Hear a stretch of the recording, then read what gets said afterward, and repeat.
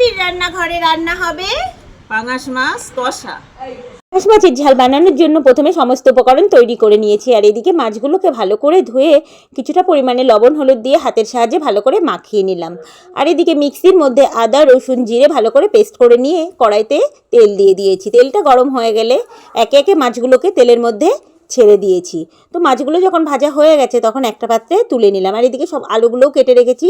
মাছগুলো ভাজা হয়ে গেলে ওই তেলের মধ্যেই আমি আলুগুলো দিয়ে দিয়েছি। আর এইদিকে জিরে তেজপাতা শুকনো লঙ্কা গোটা গরম মশলা ফোড়ন দিয়ে কেটে রাখা পেঁয়াজ কেটে রাখা টমেটো দিয়ে দিয়েছি। যেগুলো একটু ভাজা হয়ে গেলেই তার মধ্যে বেটে রাখা মশলাটা দিয়ে দিয়েছি। মশলা দিয়ে তার মধ্যে আমি লবণ হলুদ লঙ্কা পাউডার জিরে পাউডার ধনে পাউডার গরম মশলা পাউডার গোলমরিচ পাউডার দিয়ে ভালো করে নাড়াচাড়া করে নিলাম। তো বন্ধুরা দেখো, মশলাটা থেকে যখন আমার তেলটা ছেড়ে দিয়েছে তখন তার মধ্যে আমি একটু লবণ দিয়ে দিয়েছি। লবণ দিয়ে জল দিয়ে দিলাম।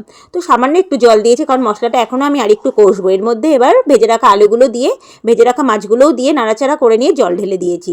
তো জল দিয়ে 10-15 মিনিট ফোটানোর পরে আমি দেখো তার মধ্যে ধনেপাতা কুচিগুলো তরকারির মধ্যে দিয়ে দিয়েছি। দিয়ে ভালো করে নাড়াচাড়া করে নামিয়ে নিয়েছি। তৈরি হয়ে গেছে আমার পাঙাশ মাছের ঝাল।